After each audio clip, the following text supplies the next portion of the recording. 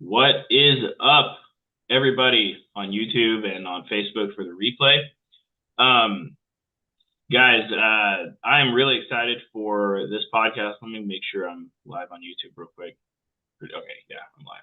We're good to go. What is up? All right, guys, today I have someone who I've known for a good while. His name is Hayden Howard, and many of you might know him. He's been in the, he's been in the game for a long time.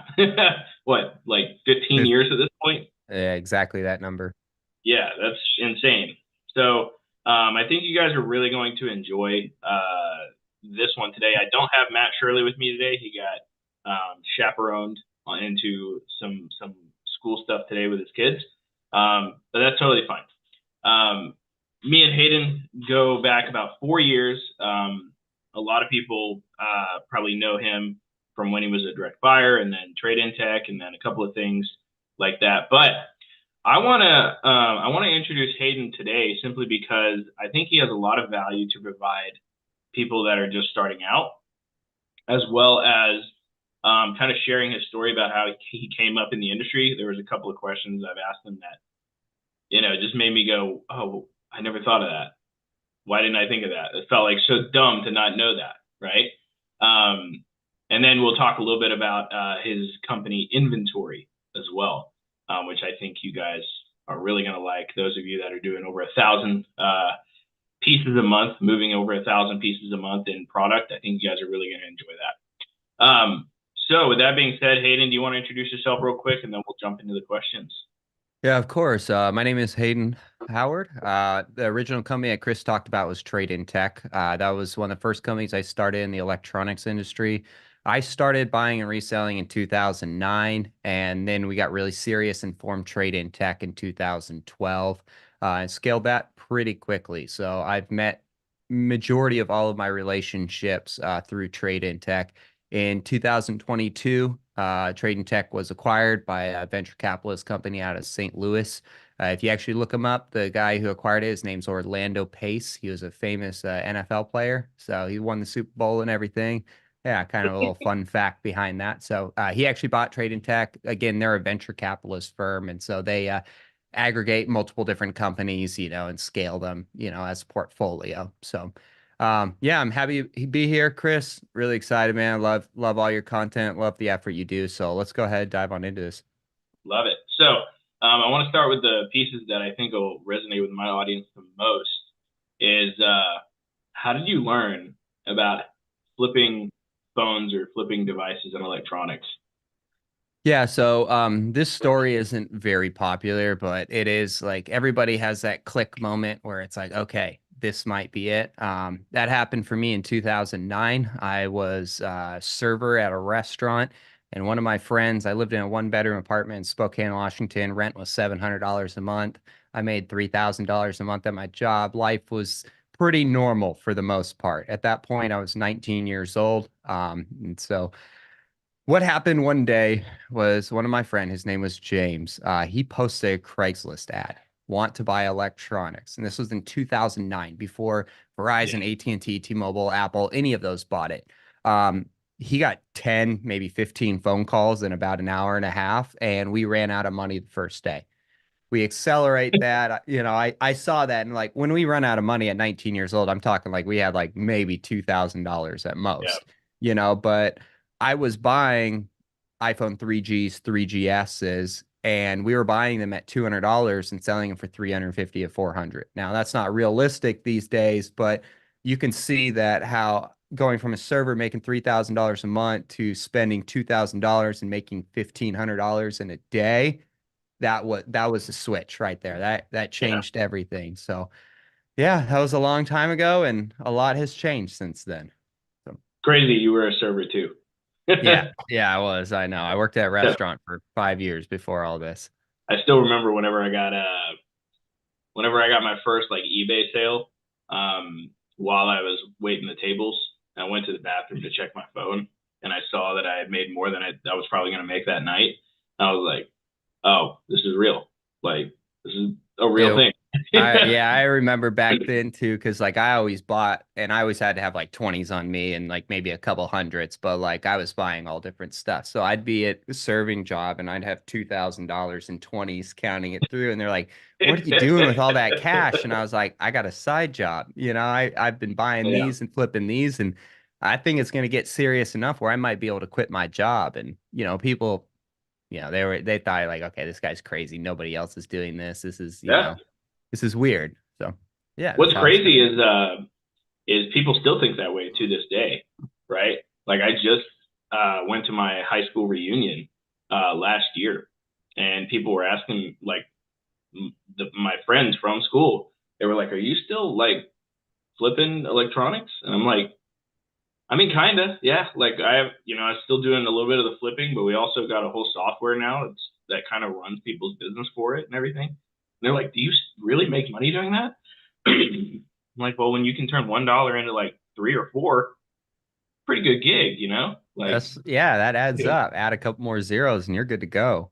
yeah, just more volume and you start winning. um, Most definitely. so you started in 2009, got serious in 2012. So then you got an office, you got employees, and you started selling on eBay and Amazon. Let's talk about that. So you really scaled this thing up, probably you had to. Yeah, it happened very fast. So the first year, we did 165,000 in revenue. And then the second year, we did $365,000 in revenue. And that was when I got my office. So 3609 East Springfield, Spokane, Washington. That was it. I paid $650 a month. It was about 1,000 square feet. It was a warehouse, no AC, no heating, any sort of that stuff. So I hired a couple people too that I'd worked with in the past. One of them managed the eBay accounts and the online stuff. And the other one actually went out and was buying constantly. Yeah, So runner. myself, yeah, runner, and two other people were buying constantly. And then one person was running the eBay sales. So come, I think that was 2013, 2014, we had an office. We had four people total working with us. We built out our sales channel. So we were selling on eBay for the most part at that point, and we were just starting to dabble into like Amazon and expanding into like, more B2B business space. That was at that time, like I was working with nothing. There was nobody in the industry. I was my only competition. And so it continued to grow. We saw more competition. We expanded to new marketplaces and all that. And so after that, come 2014, I think 2015, once we had hired that team, we went from 365,000 to 650,000. So that was a pretty big jump. I Yeah. doubled my business. At that time, we were making like $150,000 a year. So I'm like 23 years old. Like life's pretty good, making 10 grand a month, Yeah, like especially 2009. yeah, expenses aren't really high. I'm sitting on like $5,000-6,000 a month in expenses, so it's good. Um, I'll kind of tell this a little bit more in detail. The next year is I just put pedal to the metal. So I had saved up enough money. I had a couple $100,000 saved up at that point in time. And I decided to go all out and hire as many people as I could. I had moved actually from Spokane to Phoenix, and then I moved to Los Angeles as well. So I'd moved in 2015 to Los Angeles. I hired 13 people and we expanded into cell phone repair. We expanded onto Swappa, Newegg, Walmart, all of those places. And we went from 650,000 in revenue the year before. The next year we did 4.8 million. And so we just went all out. I went every single angle we could have, dealing with Apple products, Samsung products, LG, Motorola, and after that, we doubled every single year. It went 4.8 to 8.1. And then the year that, we exited, we were doing 1.2, 1.3 million a month. So, yeah, quick expansion Yeah. over like 7, 8 years.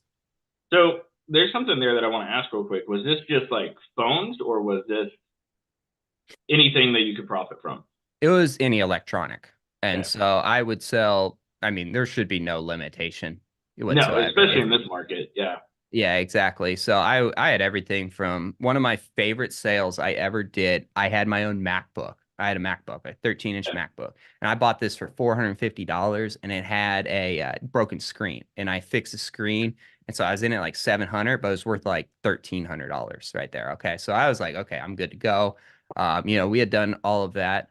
And so then I had a guy contact me. He's like, "Hey, I'm looking for a MacBook. I want to buy a MacBook, but I only want to trade." And I'm like, "Okay, man, I trade. I trade all day."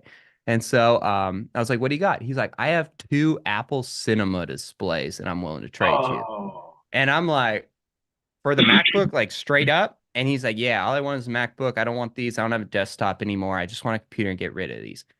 I'm like, "You got a deal." I bought those Apple Cinema displays. I sold them for $1,200 a piece. So I Yes. took that I took that about $700 initial investment. At the end of the day, after fees and all, we're sitting on about $2,200. So yeah, those were the good days. Triple the money over a couple different trades. I remember one of my favorite flips to this day. A guy hit me up and he's like, "Hey, I got this MacBook that won't turn on." And I was like, "All right, cool. I usually buy those, $100." And anyway, I met up, bought it, got it home, plugged it in. The thing freaking fires up. I was like, "What?"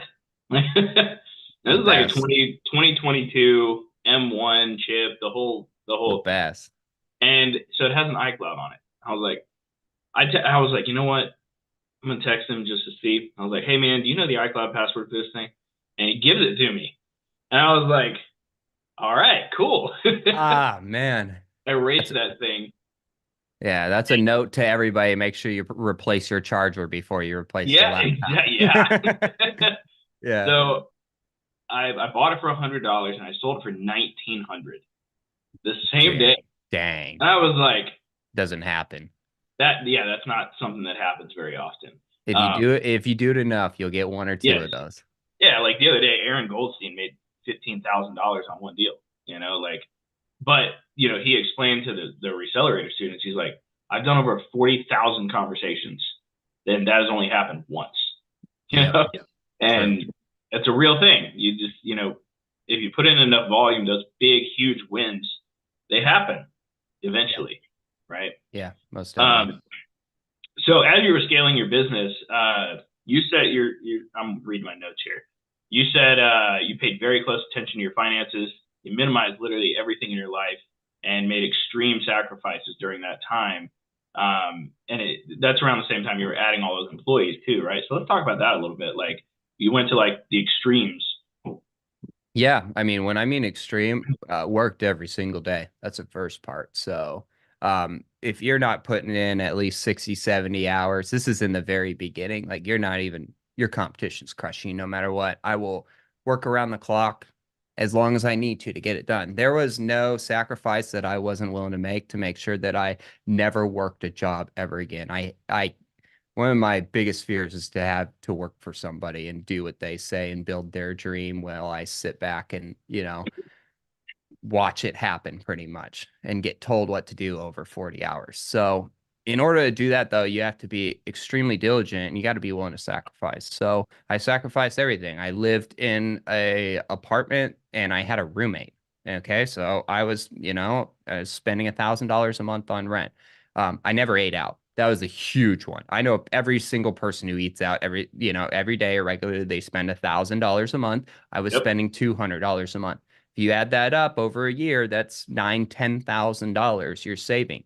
You add that up over the years I've been in business for, 15 years, you're now talking about $150,000 in free cash flow that most people spend eating out on all that. So that was a huge thing for me. There are plenty of everything else I minimized. I never bought a new pair of shoes for 2, 3 years. I never bought new clothes for 2, 3 years. I had the same furniture in my place for 6, 8 years. I didn't need a better computer. Okay, I had a computer that worked. I didn't need the brand.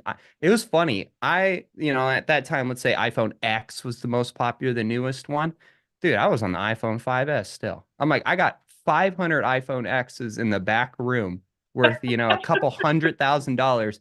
But the guy who owns the company still has the oldest phone and the crappiest phone. It's funny how my employees had $1,000 phones but I had the $200 phone, Yeah. yet I own the company. And so it's just the preference, over time, like especially with electronics and social media just going crazy about like always having to have the nicest things. Like it's really the people that minimize everything just to get ahead by an extra $20 a day. That's the difference. Because that $20 a day compounded over time with your effort applying and investing in your own business becomes 40, 60, 80, 160, 320. All of a sudden you're saving $1,000 every single day because of Yeah. these minimized investments over the scale of your operation.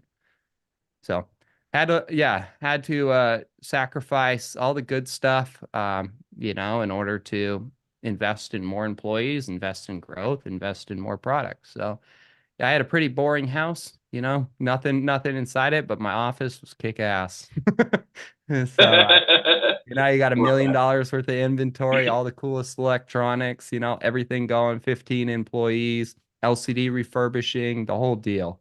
So And yeah, I feel that about not having the newest phone as a phone flipper, like buying the 15s all day. And I'm here with my, I got a 13 Pro that's still financed under somebody else, actually. Um, yeah. I got the 13 I Pro got it too. for like $50. So I was like, oh, you know what? It's AT&T. It's probably not going to get blacklisted. So I'm just going to use it. And There we go. look at that flower case, you Oh, know? yeah, I that's just, nice. I don't ever buy phone cases. I just get phone cases from like people I buy from. Fair enough. Yeah. So I'm just over here just rocking that, and there's 15 Pro Maxes and stuff all around me. It's like, yeah, but that's also profit. So you know, Yep. um, Always. I'm running off a 2017 MacBook Pro, like, or a MacBook Air. I'm sorry, one I got Yeah. from a pawn shop for $50. Yeah. Like, MacBook Pros are too expensive, man. You got to flip those. yeah, yeah, mine's Just an keep the Air. air. So Yeah. it's got the absolute most garbage camera because it's an Air. So I have to use the thing off my desktop here Yeah. to make it look better and not so grainy. But yeah, that's how you do it. That's how you get ahead. You have to like minimize everything and feed the business, so the business feeds you, right? Uh, Amen. so all right, let's see here. So you created some systems. You said you built your buyback website in 2012. I'm assuming that was Trade in Tech. You use a CRM, QuickBooks, email marketing, social media advertising to drive this business. And this is all like pretty much new at that point. I remember that I was in high school. Every system was different, managed by team members. So let's talk about that. You built your buyback website. How did that start off? Like did people go wild over it, or Yeah, most definitely. I'll start there and then we can talk like kind of how I've evolved in the systems I use now. So anybody who's ever developed software, I built my first buyback website on Joomla. So anybody who has ever heard of that, they know like poor Hayden. That's pretty much I don't what know what that happened. is? So, So Joomla is a CMS. So like oh, okay. WordPress and everything else, but it's a nightmare. So eBay originally was built on Joomla. I don't know if it still is, if they've updated. I haven't checked into their system in quite a long time. But yeah, so the first I hired one of my good friends. His name was Adrian to build the website. And so he owned like an IT company where he, servers and management and all that, cloud computing. So he built it out for me. And pretty much had no success on the consumer side of things. Yeah, Okay. So, but what it did do is it got a lot of attention on the business side of things. So at that time, we were buying from consumers and, we were scaling, meeting new people. So I was like, okay, let's expand out and do this. So this was right when Gazelle, if anybody knows that yeah. company, that was right when Gazelle first launched too. So they first launched their website. I'm like, okay, I'm gonna launch a website too. We got out there, we launched the website, we didn't get too much attention. But what we did start getting is a lot of businesses coming to us because they're like, hey, I see that you buy these, would you buy these from my company? And I was like, wow, this is unique. This wasn't the angle I was looking at. And so that's kind of where like the B2B started to evolve because we had multiple other people reaching out to us, professionals too, that were reaching out. So as we scaled, we started using certain tools in order to track everything. Anybody who knows me, I'm all about my data. I only care about my data. Very Nothing aware. else matters. Yeah, everybody's pretty aware that I'm really good with the data. So I've collected every single person we've ever talked to in the entire lifetime. We have about 275,000 people in our CRM now. So in the CRM we used Pipedrive, which was cool, connected with Gmail. We were communicating fast, did everything. We did email marketing with MailChimp, and we did QuickBooks to manage all of our accounting and our records for all of that. And then as it goes for social media, like we were the early birds on Facebook, and pretty much it was only Facebook. It was only Yeah. Facebook at that time. Yeah, and so but we were on heavy on Craigslist. We were posting, 30, 40, 50 times on Craigslist. We even expanded and went to new cities and bought, like we went to Seattle and Phoenix and all those and started buying and expanding too. So over time, initially when you set up your business, like these systems won't play a very dramatic role. And you're going to think like, oh, okay, man, I have to do like accounting. This is no fun. This is like, I'm not making any money off of this. And it's all true. But once you get in my position where you have, $50 million in reconciled sales that you can look back on, and I can tell you who my best vendor, my best customers were, what my best products were, when were the best sales, the best months we had, how much was product depreciating over time. Like this is data that no one else has that like I have the answer to, and I know everything. So I have people who come to me all the time. They're like, Hayden, I need an iPad buyer. I'm like, you've been in business for 15 years. Like you should have, like you had iPads for the last 10 years, my friend. Like you've sold them. Why don't you just go ask any one of your customers? Like, well, like I emailed them. I'm like, did you email them in an email blast that you use from MailChimp that you don't even pay for because you have less than 2,000 contacts? They're like, yeah. I'm like, okay, well, here's the deal. Like, you have no relationship built. You have no understanding of your customers. How about you just call up your customer and you be like, hey, I know you bought these iPads from me before. I want to sell you more iPads. This is the type of business that we should do together because I look at my CRM and I can see you're one of the best customers I've ever worked with. Most people, they're just like, Love want to that. sell iPads, blast, blast, blast, Blast, blast. blast, and Facebook, my Facebook group specifically, drives me Yes, insane. yeah, exactly. So what we've done now is like we've really advanced our systems. Number one, we have HubSpot. Okay, so HubSpot for anybody who wants to start is $1,800 a month. So like when you get serious at our level, like that's how much you pay for a CRM. So it's not just a CRM though. It's like we Yeah. have our knowledge base and a resource center for our software.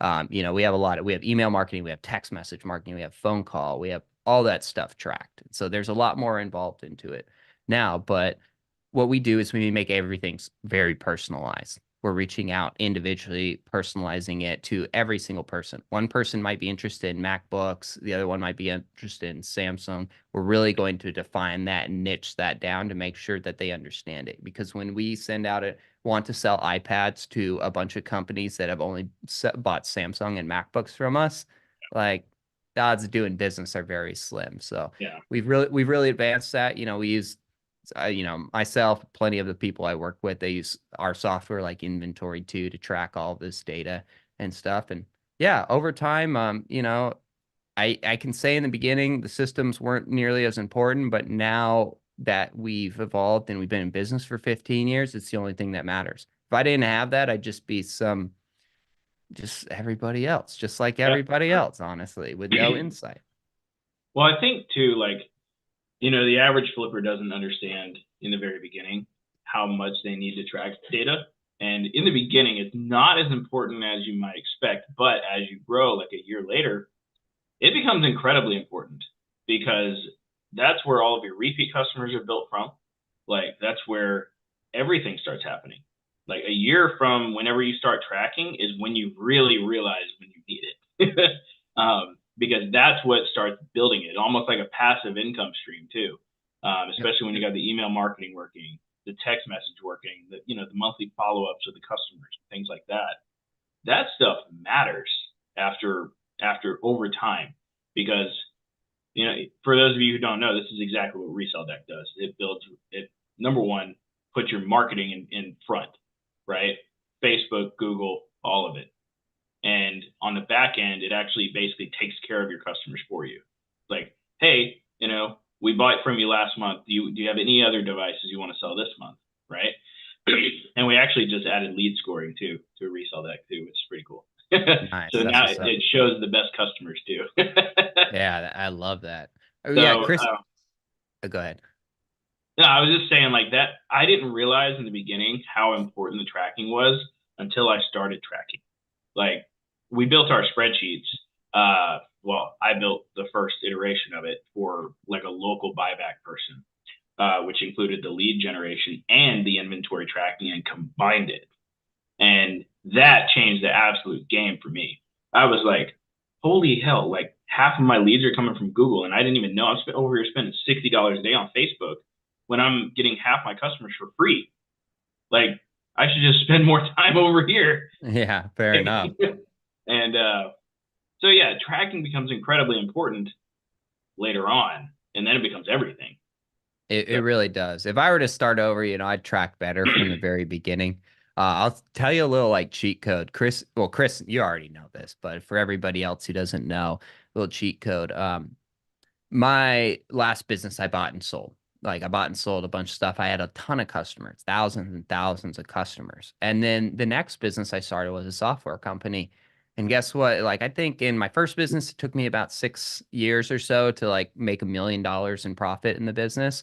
My next business took about 9 months to make that amount. And they're like, "Well, how did the heck did you do that so fast?" It's like I just sold a new product to the same customers. yeah. And so that's all I did. And so you're doing, in a sense, the same thing. You had all your customers you taught, you now sell them your software. So collecting this data pays dividends in the future for any new type of, eh, you know, exploration you want to take for the most part. We can say it like that because Oh, yeah. yeah, because you can just forward all of these customers, to your next business. So we've done that with trade and tech. We've done that with inventory. Before inventory even launched, we had 200 people that were beta users.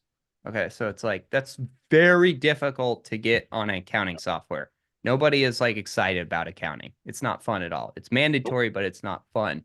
So to get, that initial hurdle of people started understanding it, looking at it like that, that's going to accelerate you beyond belief. It's only possible if you take your past data and forward it to the future. No, that I mean I've seen that myself. I've been doing this 8 or 9 years now.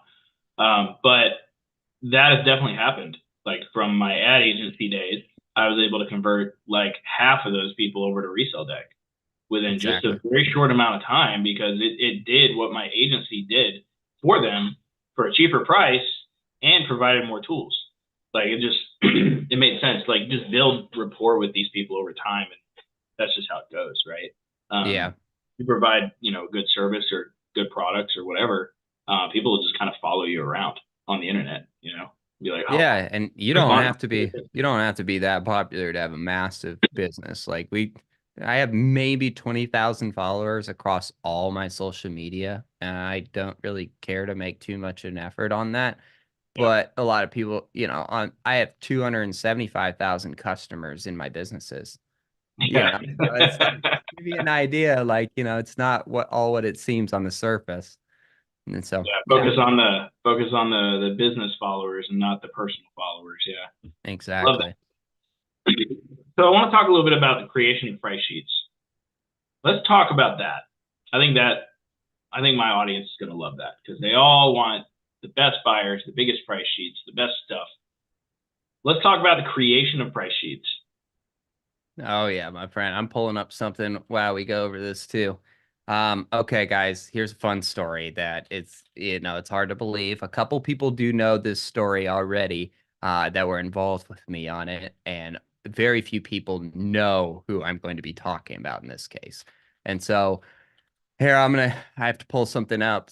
There we go. I'll share my screen in a second here too. All right, so 2014, a company called Cellbay. It was owned by a person named Dustin Pope out of San Francisco, California. Nobody's going to know him. He's not in the industry, hasn't been in the industry for like 10 years. So this is like the big click. 2014 was the year that I went from 650,000 to 4.8 million. Okay. Huge, huge jump. Very tough to do. Massive jump. Yeah. Yeah. So this is what happened.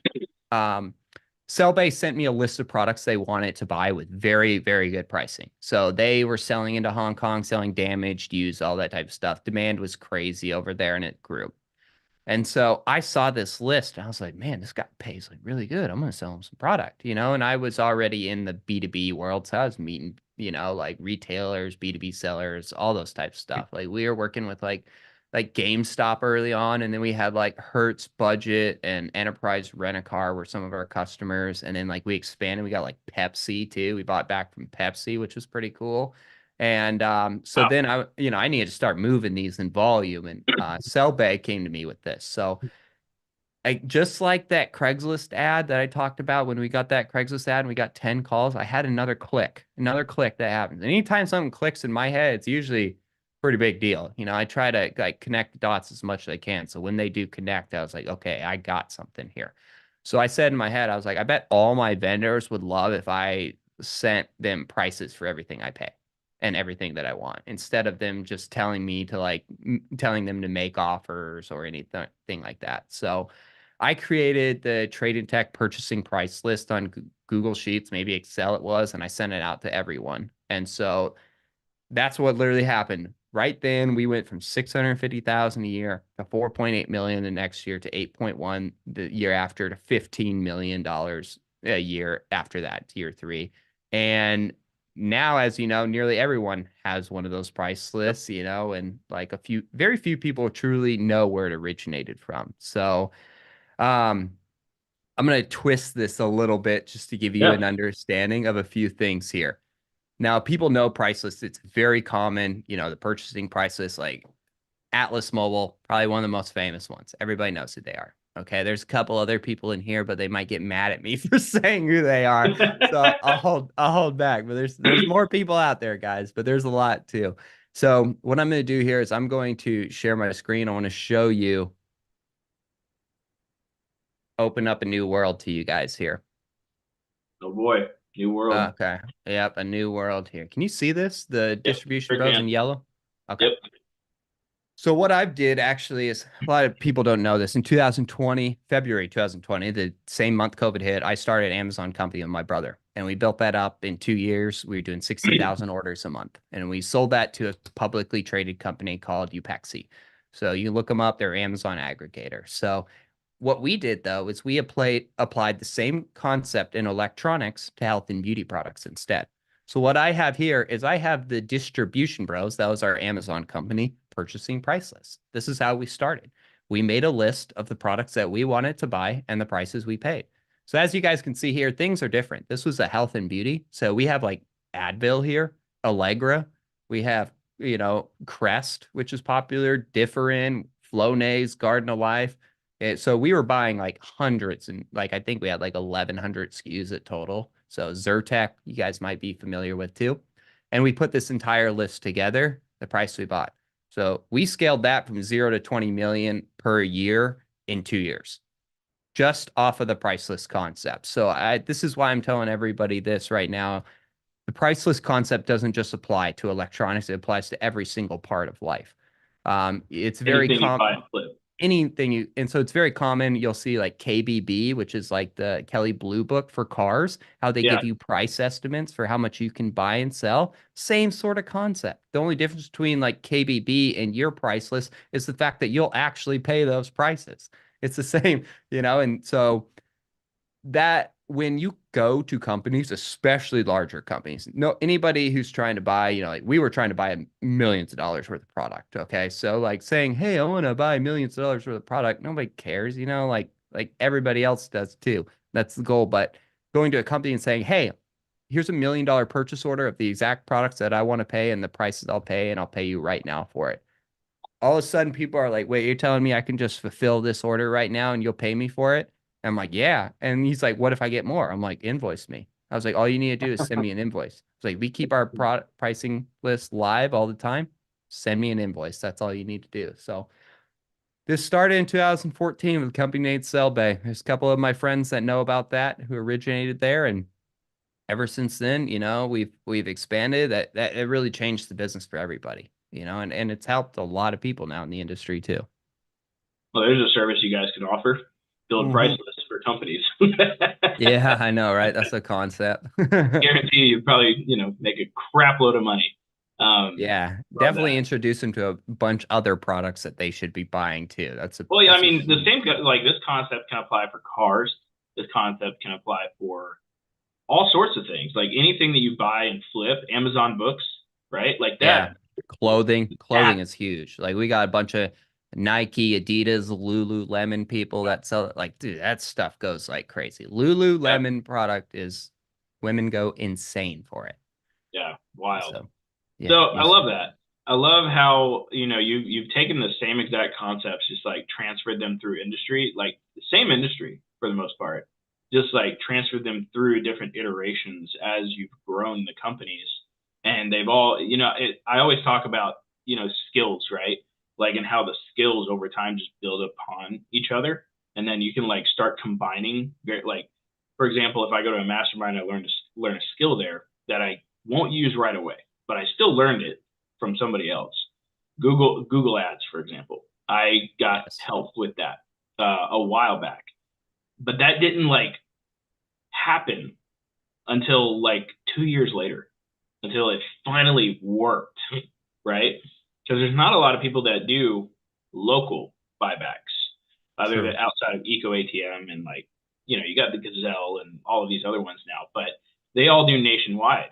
And how can you easily beat them? You can just buy it locally, Yeah, right? niche down. Cash in hand. Yeah, it's all good. Thank you. So I love that, and I love how you've just switched the industries, and just same concept, different products. So let's move to trade in tech real quick. Why did you start trade in tech, dude? Man, I love making money. There's no other way to put it. I love making money. I love the art of the deal. There's nothing better than just closing a deal in person and getting that adrenaline, that high that you Mhm. feel knowing you just made like a couple $100. And so like I was very young and hungry. Like I was crazy about it. That's all I talked about. That's all I did. Like I would ask everybody if I could buy their phone. Like Yeah. it didn't matter. Like I had no filter, I had no limitation. I didn't care what people thought. Like a lot of people are like, "Oh, this kid's just flipping electronics."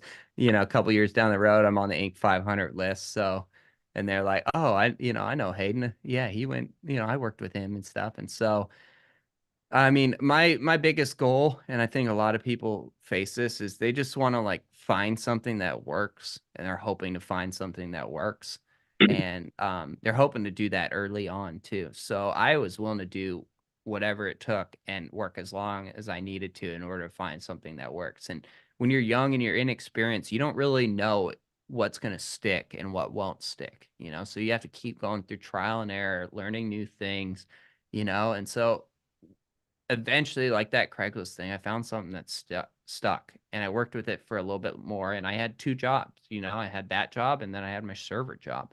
And eventually, I decided to take the risk and say, you know what, I'm going all out. I made as much money in one day as I would have made in 2 weeks at my job. I'm going to spend as much time as I can to do this.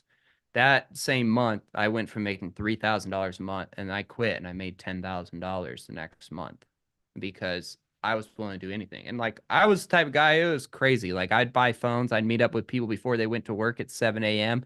and I'd meet up with people at 11 p.m. too. I didn't like care. Like I remember I had a girlfriend at the time and she's like, "Are you really gonna like leave right now to like go buy a phone?" And I'm like, yeah, I mean, like I got to pay rent and stuff. And like, look, I can make $150. I know it's, 11 o'clock at night, but I already know this person and they want the money now so they can deal with it tomorrow. Don't have to deal with it tomorrow. And so I was like, let's close this deal right now while I can. So I found something that worked really well early on and I ran with it as far as I possibly could. It was a great start to everything and taught me a ton of lessons along the way. So, I don't think there's another business that can teach you as many lessons as quickly. Well, I mean, there probably is, but like I've learned a ridiculous amount of like skills just yeah. flipping. Because number one, you learn how to, the easiest one there is like you learn how to turn $1 into two, right? And like once you figure out how to do that and you can understand that, you you really start winning at that point. Because then you Yeah. find systems to help you do it at more volume, and then you get the negotiation and the communication skills and the pricing skills and Oh, the marketing. You got to know how to marketing. Yeah, sell. You got to yeah, know how to like sell. That's the biggest selling part. online. One thing Yeah. I've noticed is like selling online is still an art that like 95% of the population doesn't have. Like, True. True. There is an art to it, and there's just a few little things that if you can do it right, then you can really scale. But you know, yeah, it takes a lot of effort, no matter what. But yeah, you can like we do Amazon. Everybody I say like good Amazon. Amazon is the behemoth of all. And so Amazon though is massive and it's very complicated to learn. But if you learn a few things very well and you stick with it, then you do win. But yeah, it's one of those things where at that point, when you grow, you got to trust the data more than you trust yourself, really. Like just when you're buying a phone and you're reselling it, you're going on eBay and you're looking at the sold prices, what it's sold for recently, and you're basing it off the lowest price, not the average. You base it off the lowest. And so therefore, you know that if it's selling at the lowest price for $200 and you're paying $120 for it, you can't lose. And so, yeah, that's just the reality of it is you need to learn those things and you need to be diligent with it and trust the data over the long run. sorry, my wife's over here moving a whole shelf without me. I'm a whole inventory shelf, and I'm like, what are you doing? I don't like it where it's at.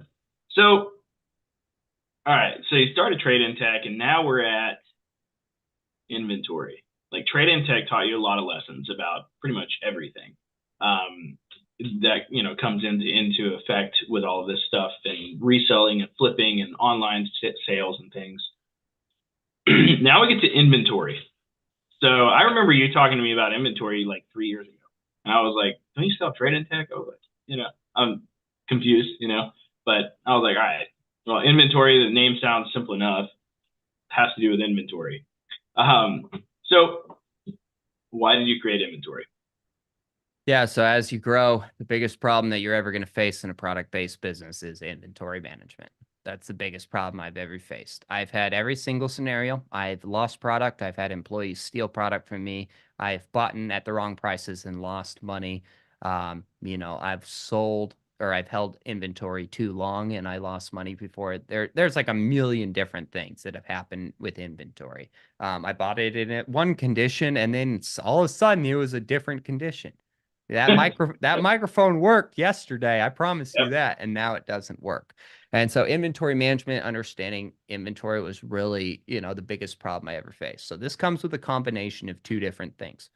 Number one is tracking your products always. And number two is utilizing the data. So I mentioned that we started our Amazon business. Now, when we started our Amazon business, I had already been in the reseller game for 12 years. So I was so confident. I didn't care what product we were going after. I know how to meet people. I know how to market. I know how to find these products and I know how to acquire them. And I, best of all, know how to sell them. Yes. And so really at that point, it wasn't about any of the inventory. It was all about the data. It's like we need better data to help decide what products we're going to buy to give us better margins to make us more profitable so we can scale faster. Okay. So I was so confident in everything else about the buying and reselling that it's like the only thing I need to be 100% confident in is the data that we get.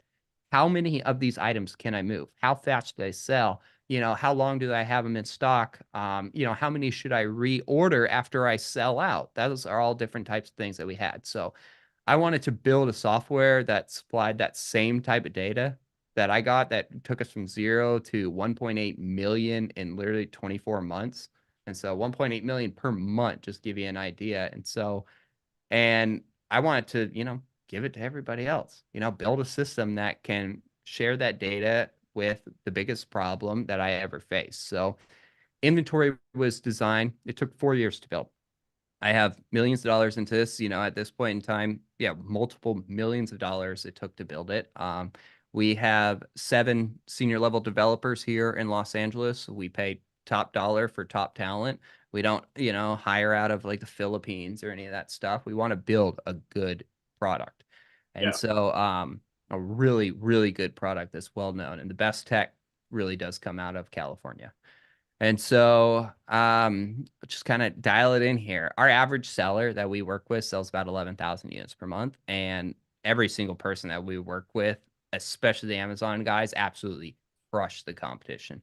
I got guys right now who are making 75% ROI on all their products Holy because crap. they know how to source their products correctly. And they have such a niche because they use the data that we provide them in order to, pretty much beat their competition. So any competitor out there who doesn't use like a system that can track this type of stuff, that can forecast and predict, future sales and all those types of things, like anyone who uses it is going to absolutely crush you. And if you want to go up against me, like I will do 10 times the amount around you because not only do I know the system, I built the system, I know all the internal aspects of it too. So I created inventory to give people who are serious enough an advantage above their competition. That was the goal. And it solves two things. Number one, we solve your inventory management. And number two, we give you the data you need to be confident to scale. Because most people, they'll get to $10,000 a month and that's cool. But what's it going to take for you to get to $100,000 a month or $1 million a month? Or some of the clients we work with, are doing 15, $20 million a month, $200 million companies, and they live off systems. They spend Yeah, hundreds of thousands, if not millions, on their own systems too to make sure that it's done correctly. So that is the goal of inventory. I love that. So it's really funny to me how whenever we're building like our own systems in the beginning, and we're doing it like manually, right? Like most of the time, especially like people like you and me who like for me it was marketing, right? I had a very specific way that I was marketing. I was doing the ads, I was doing these things, I had follow-ups going on, I had all of this stuff happening, like that was just kind of in my brain, like it was just there and it was in my spreadsheet or whatever. And I was like, eventually I ended up creating resell deck to basically put my brain into a thing that would do it for me, which made life a lot easier. And that's the hardest part about software too, is like getting it to do the same thing that your brain does. And then the second hardest part about it is getting it to do it for other people. That is Yeah. so hard, and getting them to understand why that happens and why that is needed to scale as well. So it's interesting, right? Like how that kind of works. Um, and I've also noticed as I've come up with this, most people they never focus on any of that. Like they so many people are just out there winging it, you know? Oh, Like it's it's sad. amazing how like there's no It's traction. amazing. It's amazing how far they've gotten already. For real. Like Winging it. I talk to some people that are doing like, 7, 8 grand in profit a month, and I'll ask them what their ROAS is, and I'm like, or they're like, what is ROAS? I'm like, you what? Like, or like, what is your profit margin? Oh, I don't know. So are we Yeah. talking like sales or profit here? Like, what is happening? Like, Yeah. Like, are you you know the sure you? difference? Yeah, and yeah, like your mind plays crazy tricks on you that you can't even control. If you Yeah, think that you made $8,000, hopefully you did, but odds are you probably made six. You're yeah, just boasting that confidence and right there. And so if you yeah. made more than that, it might go the other way. We're very conservative on everything we do. So when we ran our numbers and stuff, we actually ended up making like $250,000 more than we said we would because we were so conservative on I love that. everything. Yeah, but I know most people the other way, they're like, "Oh, I made 8 grand. I'm the greatest Sales or alive." profit? Like, yeah, exactly. So, It's easy to do that in sales. That's no problem. yeah. So, um, I want to hit on something here. There's a quote by Hormozy. He talks about it pretty often. He's like, scaling is simply doing the basics at higher volume. Is that true for you? Yeah. So, man, you don't even want to compete against me on that level either. I mean, like when we talk about higher volume, I'm just gonna give you guys an idea. Let's say email marketing. Okay. So we do email marketing and we send out one email to our large customer list. So we have 275,000 people. We send it out every week. So I'm sending a million emails a week or a month, a million emails a Wow. month. Just give you an idea at that size. So as it goes for phone calls and follow ups, that's probably our biggest thing. We call it the FU money, follow up money. Okay. Yep. So when somebody signs up for our software, we call them, we text them, we email them. And we do that 3 to 12 times each, depending on how serious it is. On top of that, we do demos for them. We do follow up. We do onboarding with accounting. And then they're in our email marketing, their SMS campaigns, they're in all of our groups. They're going to get hit with our Facebook ads, our YouTube ads, our Google ads, our LinkedIn ads. So it's like, if you want to start going out there, you need to be everywhere. Yeah. Yeah, Hormozy, like I've heard that before too, that somebody came to him and they're like, man, I'm trying to grow my personal brand. Like, okay, he's like, how many times you post? He's like, man, I'm posting 3 times a day, but like, yeah, I'm just not like getting there. And he's like, I post 50 times every single day and Yeah. I'm trying to double that. So we're in the same boat where I talked to Garrett, he's my brother, he's my partner in inventory, and I was like, dude, we need to figure out how we can post on social media 500 times a week. We need to Yeah. post 500 fresh things. And people are like, whoa, that's crazy. I'm like, well, trying to go to 0 to 200 million here. And so I'm not Yeah. trying to do anything small or make $8,000. Like I won't make it next month if I only make that much. And so, yeah, that's the So thing. true. It's really at the end of the day, like you can have like a really, really good offer and an amazing product and everything, and it can grow over time by referrals and stuff. But the fastest way it's going to grow, even if it's not that popular, it's just being consistent all Yeah. the time. So publishing, and doing large volume consistency and committing it. So publishing one newsletter per week, publishing, 5 social media posts per day. And so this takes a team and scale and operation and planning. You can't just go out there and like do it and like things are going to work. You have to focus on your niche.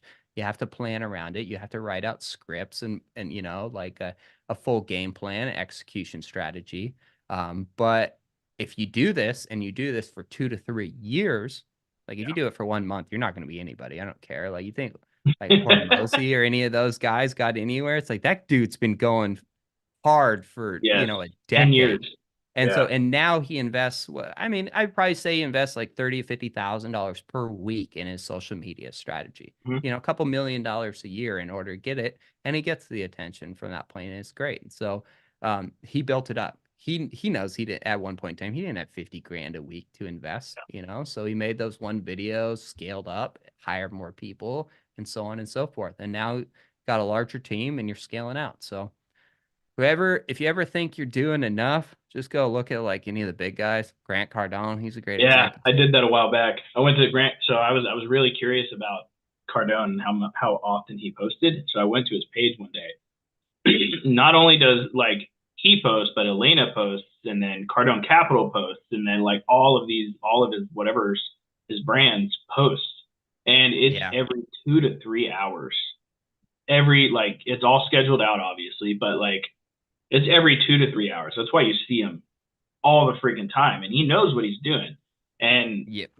and so we right now I do about 25 pieces of content a day, which That's phenomenal.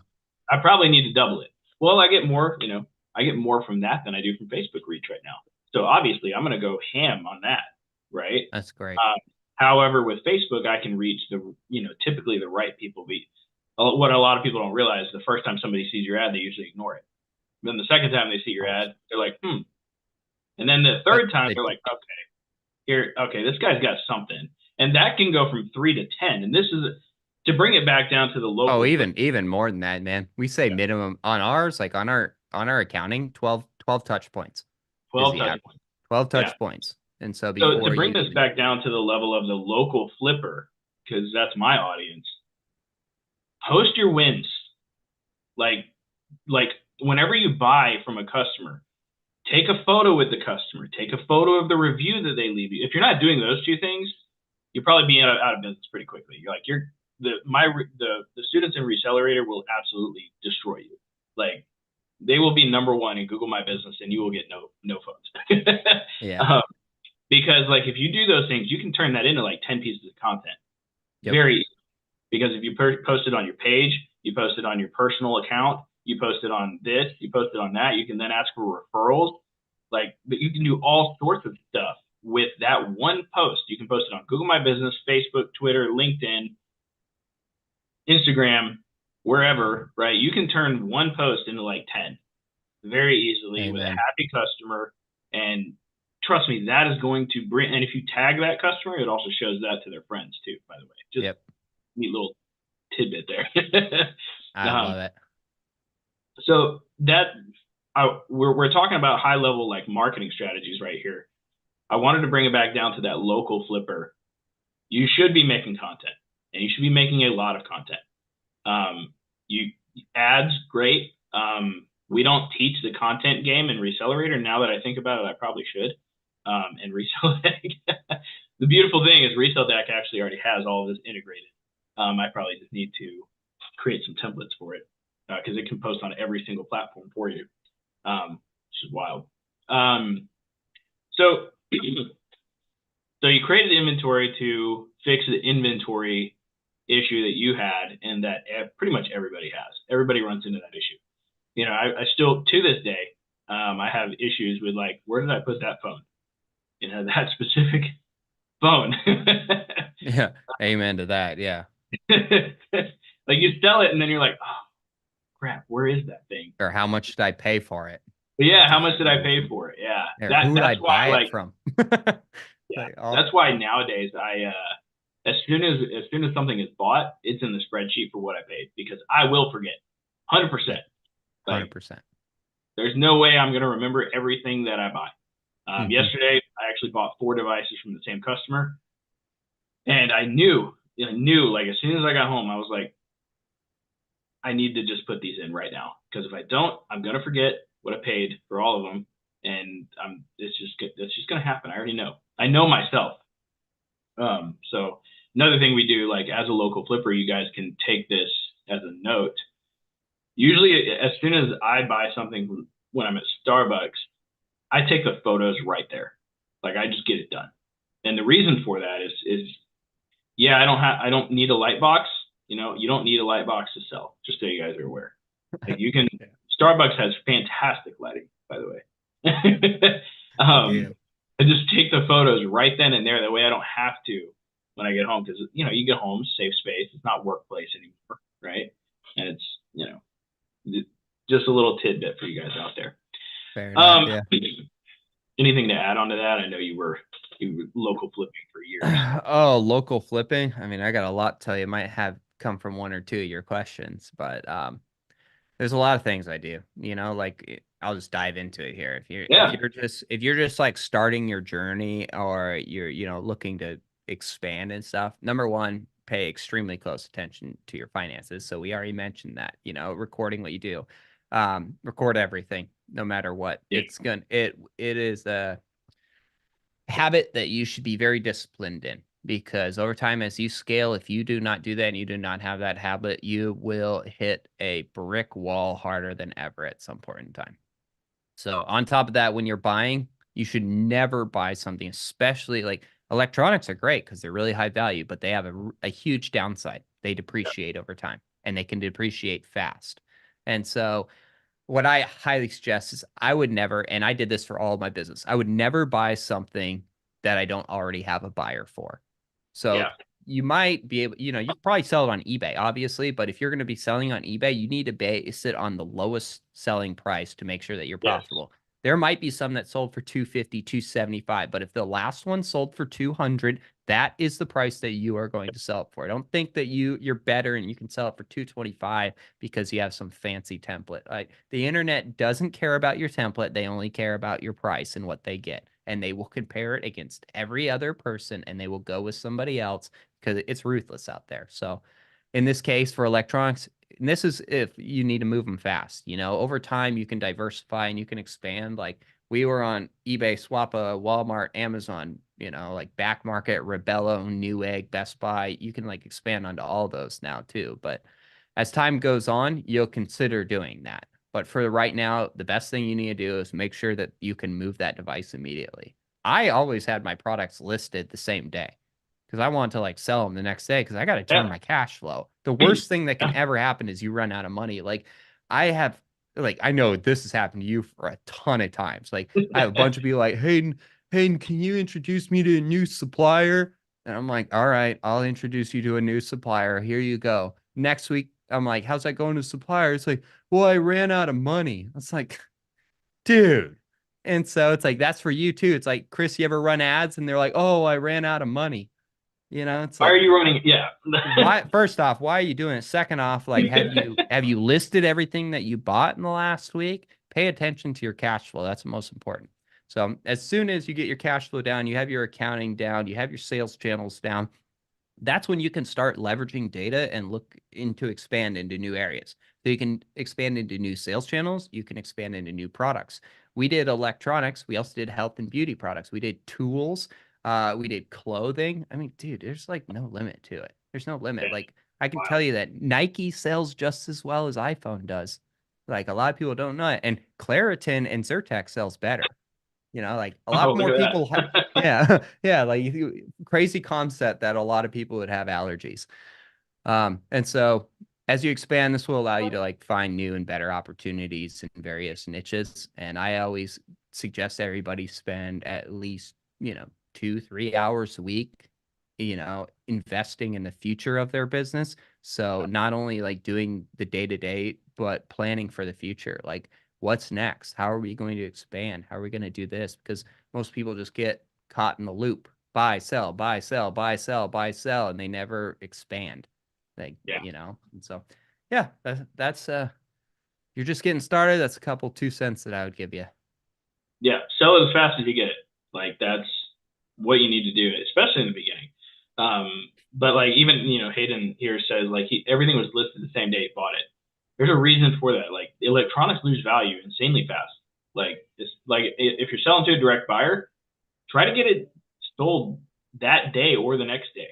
Like as soon as I buy, a couple devices, like I'm invoicing quick. Amen. Yeah. Like, Get because the paid. next week them prices are changing. I know, you know. I wanted to hit before Saturday.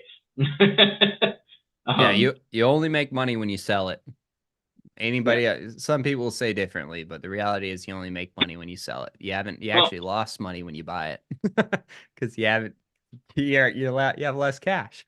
So you got to sell in order to make money. I think it goes both ways, right? Like if you know what it's going to sell for before you buy it and you move it quickly, you can say that. But I have seen how some people, you know, and people I've coached and everything, they're like, "Oh yeah, Chris, I'm sitting on like $3,000 worth of inventory. Why? Yeah. Why? That's, Like, why is that? Like, yeah, you're gonna make the money because you bought it at a good price, but like now you're not making money because you're not moving it, and amen. that's a huge problem. So that's one of the biggest things that we force people to do. Like for example, if they join Recelerator, most of them usually have inventory stacked up, and their their first question to me is always like, "Shouldn't I have some inventory?" Absolutely not.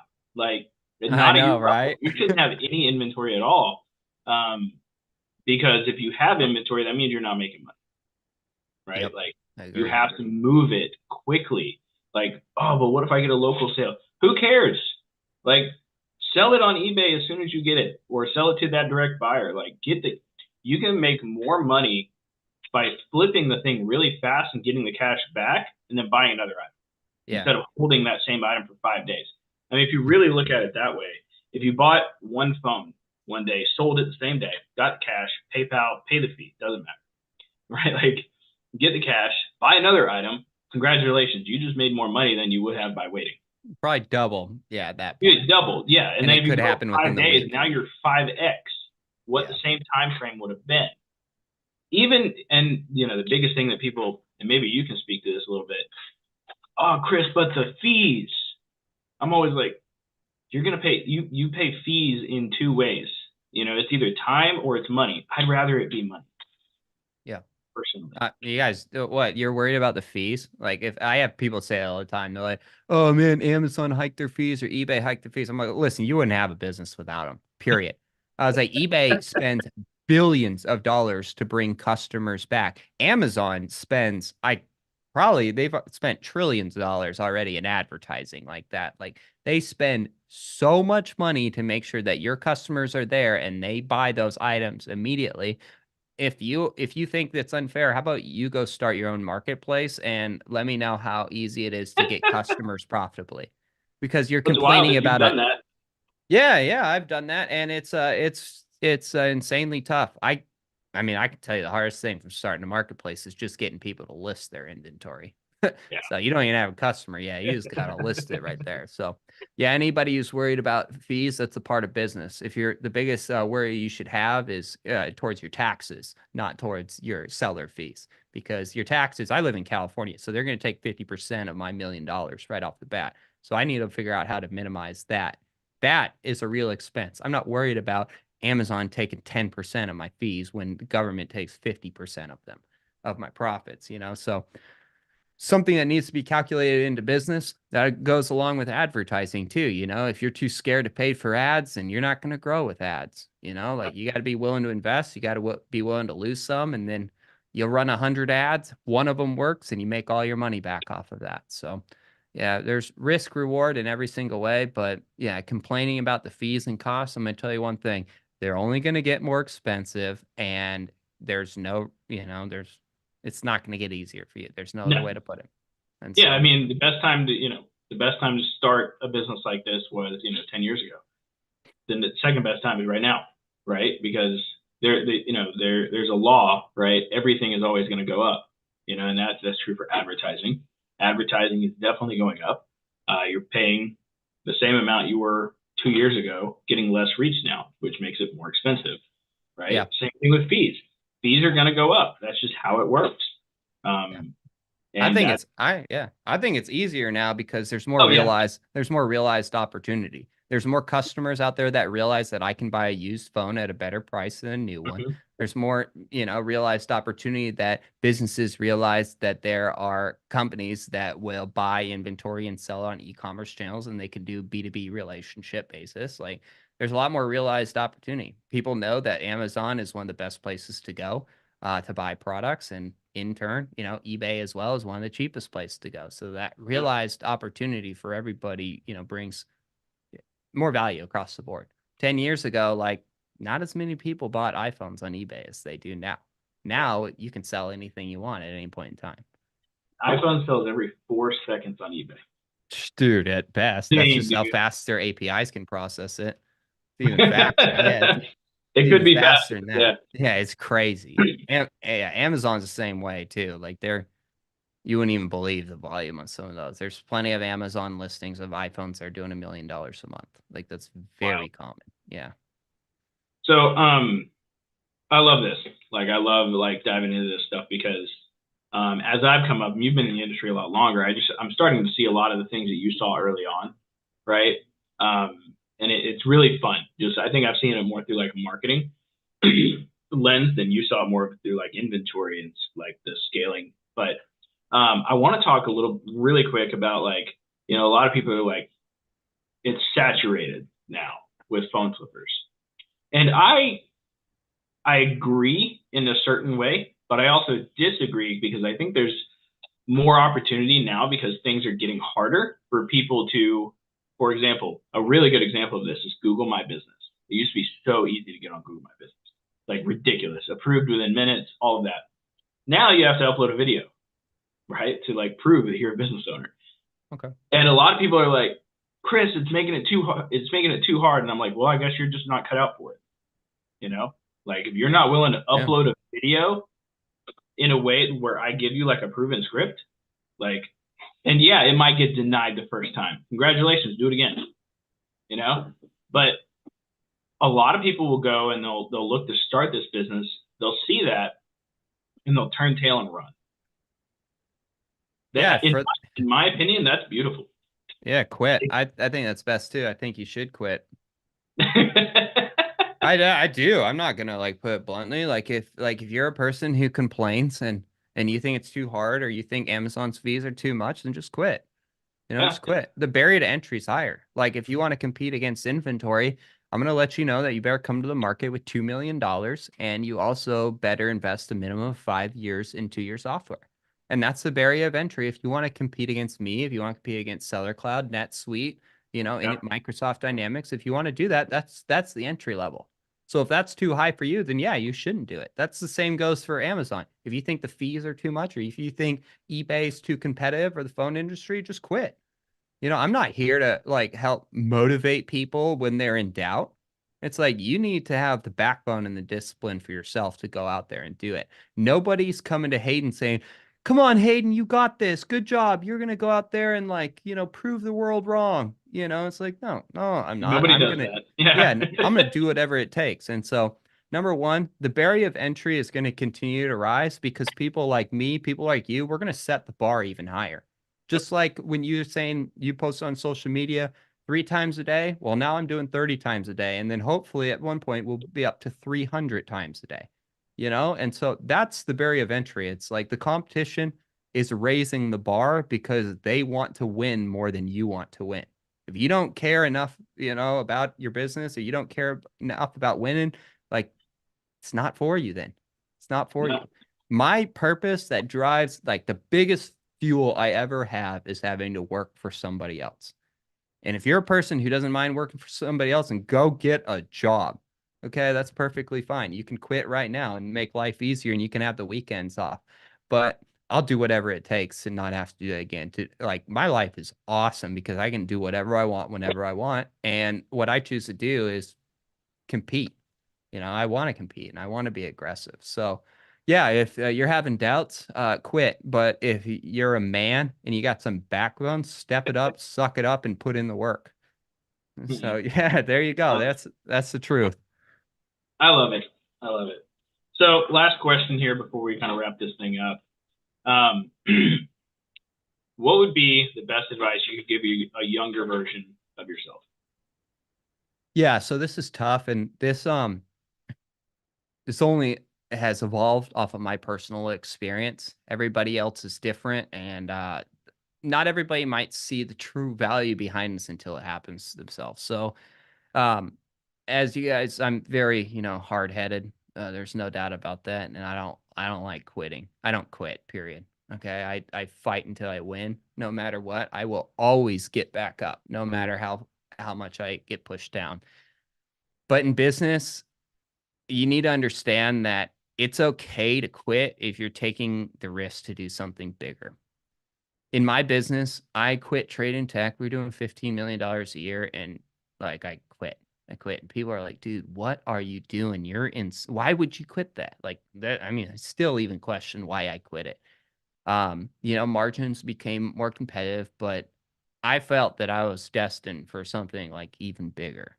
I really did. So I stuck with my first business way too long when I should have focused on learning how to grow in other ways. I focused on iPhones, and in the beginning, I started at 100% margins. And if I still had 100% margins, I'd be doing it still, and I'd be worth $50 million. And so it'd be like a whole different story. But my margins and my competition kept getting tighter and tighter, and I kept fighting because I didn't want to fail. And at the point, like $15 million, we netted 5%, so 750 grand on it, which is like 750 grand. That's pretty cool, but that's a lot of cash flow that's tied up. There's a lot of things that are going on, and the reality is that business was very, very tight. And honestly, it turns out that I should have quit that earlier because what I do now is far better, but I stuck with it for probably 3 to 5 years longer than I should have because I was hard headed and I wanted to push through. And no matter what was thrown at me, I was like, I'll take it on. I'll take it head on. And there's a lot of pressure in those times. Like a lot of people don't know, but I've had 3 kidney surgeries and 30 kidney stones. So that all was tied into the mix. All that, like I've had family pass away too, like all those things that tie together that would tell you to give up. I just kept fighting harder and harder. That's why I tell everybody now, take a couple hours every single week to invest in yourself and figure out plans for your future on doing new and better things. Because I grew trade in tech and then I moved into software and I made a ton more money a lot faster. And then I moved into Amazon with everything I knew and I made an insane amount of money way faster. And now we're in inventory, and inventory is something that is far more complex, took a lot more of an investment. It's a lot higher caliber play. It's a lot longer game. And so I'm in this for 10 years now, hoping like I don't plan on making my money back for 7 years. Wow. And so like we're on year 4 now, so I got a Yeah. couple more years, but like just like the commitment, the level, that the risks that you're willing to take. And so over time, you'll have more experience and you'll be more confident. You'll be willing to take those risks. But I take those risks when it feels the most uncomfortable, not when it feels like you went too far. And so, yeah, the biggest thing I'd say, it's okay to quit as long as you're taking the risk to do something better. And so quit your job to run your business. That is the first step. That is the anybody who quits their job and starts their own business, like that's one of the most commendable things like you can possibly do. And so like, and then any of those types of people like me, I don't take a salary out of my company either. I don't get paid. I don't get paid for 7 years, but every like, dude, I got people in, oh man, I got people in my company right now that make $250,000 a year. And I'm over here and I work twice as much as them and I don't make anything yet. And so it's like the sacrifice, the risk, the reward, whatever you're going for, like go for something bigger. Might not work out all the time, but I guarantee you that what you learn from that will be worth far more than if you didn't do it. So yeah, so my Last advice thing to I you. want to last thing I want to ask, and this is always a hot topic for audience. What is your stance on paying for knowledge? Oh, that's cheap. I mean, like there's nothing too expensive. And so it's different when you're making, like if you're only making 3 grand a month, like you can only afford so much. You can't afford to pay somebody like $25,000 for them to educate you on those things. But yeah, like it's cheat code. Like imagine like what you're gonna learn in the next 10 years is all gonna be based off experience. But what if somebody could tell you all of that right now In an hour? in an Yeah, hour, and tell that's you all happened to that? me Like, before too. yeah, so and 100%. that's what I say. It's like you live off the data, you live off of, all this other information that you can rely on. So I one of the best ways to do that is having somebody who's already done it before, who has experience. And people who are really good and have experience, they'll question you more than tell you what to do. So Yeah. like Chris, do you think this is the best idea, or why do you do it this way? Or they'll make you think. They'll make you think because they're trying to learn off you too. Because even if like somebody's better at something, it doesn't mean that the two can't learn off of each other. Oh, 100%. Yeah, Yeah. the best ways that I learn usually is like helping other people, and then it clicks in my head too. Yes. And so 100%. Yeah. yeah, so at the end of the day, you're never going to complain about investing in bettering yourself, and you're never going to get a better return on your money. Like you can flip a phone and make 50%, that's cool, but if you learn like how to build the software I build, for example, and you pay $100,000 for it, you'll make a lot more money in that. My last software business, I made a 70x return on my investment. So, and I learned it all from, probably, I would give credit to my good friend Chris. He's the guy who started Phone Check. He's really the guy who pushed me in to do software. He did Phone Check, which was crazy software. Still wouldn't build it to this day, even though he's doing very well. I wouldn't personally do that. But Yeah. He's pretty dedicated with that thing.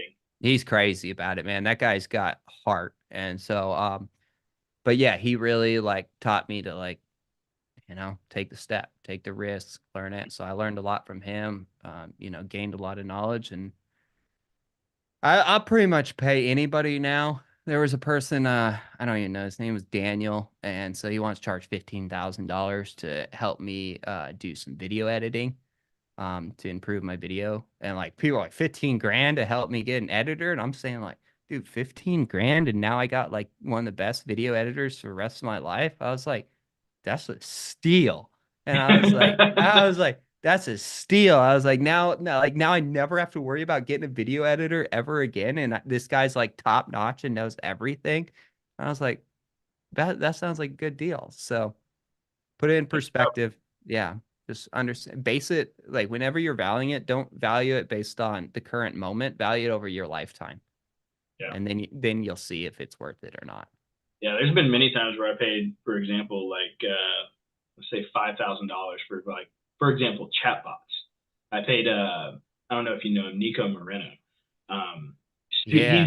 he's like the goat of chatbots, like Yeah. by far. I paid him 5 grand I learned more from like a 1 hour call and his program than it would probably take me 2 3 years like to learn as much in depth that he showed me. And he gave me a chat bot that led to my first like 20 clients. Like he just gave me the bot, like, There and you it go. made them answer the questions and do the stuff and all the stuff, and led to my first 20 advertising clients. And I was like, dude, this is freaking straight up cheat code. It would have taken me for trial and error. The cost of trial and error is so expensive. Like, gosh, man, I don't even. It takes so long to figure something out. And you could, like, everybody on there is like, well, I could just learn this on YouTube. You absolutely could, but it's going to take you hours, if not years.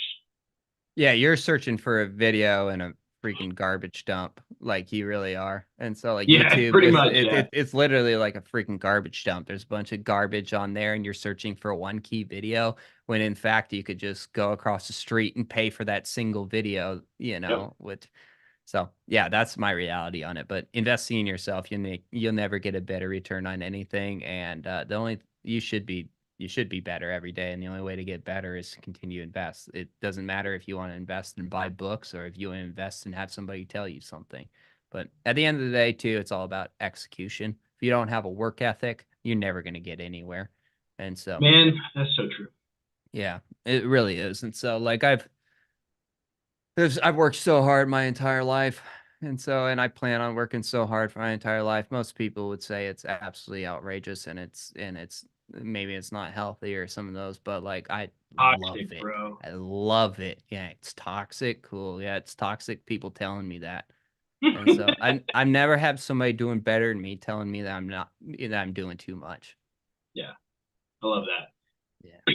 Love it, dude. Well, that about wraps it up. This is episode 4 of the Smart Flip. Super excited Awesome. to be on here, man. I hope everybody learns a lot from this. I know even I learned a couple of things. I love having Hayden. We're it's funny, like I run like a front end software for like flippers and people like that, and Hayden runs the back end. And that's one reason I wanted to bring him on here. So if anybody out there, if you move 1,000 units a month on Amazon or even phones, definitely look into inventory.com. I've tried it out. It's solid. Shipping label process is super simple. Yeah. Also cheaper rates too, which was great. Cheaper than eBay, so I love that. Definitely check it out. It's a great software. It's pretty streamlined. I know you guys have spent a lot of money making it as simple as possible. I didn't Yeah. even once I logged into it, it's pretty self-explanatory. It's like you put your Yeah. inventory here, you ship your labels here. It has like 4 or 5 things on the side. It's made it super simple. So Yep. definitely check it Yeah. out if you guys are moving some volume. So I appreciate that, man. We'll continue to make better things for you. We take everybody's advice and build off of that. So repair tracking's the next thing coming out. Probably at the time that maybe some of you watch this, it'll already be out. But yeah, so we're continue to improve. Also on top of that, guys, Chris is the man. If you ever need help with him, I don't like sitting down and talking with a lot of people. Chris is the guy that I'll spend all my time with because we just go back and forth and we learn so much. And so like I invest my own time in order to gain some knowledge from him. I know he does the same as well. So Oh yeah, yeah, we've yeah, definitely built upon each other big time. Like I love the marketing. I love marketing altogether. Just like I test so many different things, see how it works with people, like yeah. especially with Resell Deck. And I mean, I think I've showed you some of the phone flipping stuff like we've come up with, which is absolutely wild for the local flipper. Um, I know it's impressive how far you've taken it. It really is. so, well, guys, this has been episode 3. You guys, I hope you guys enjoy it. Let us know in the comments. I'll drop a link for inventory on YouTube in the first comment, and that way you guys can check it out. And yeah, see you guys later.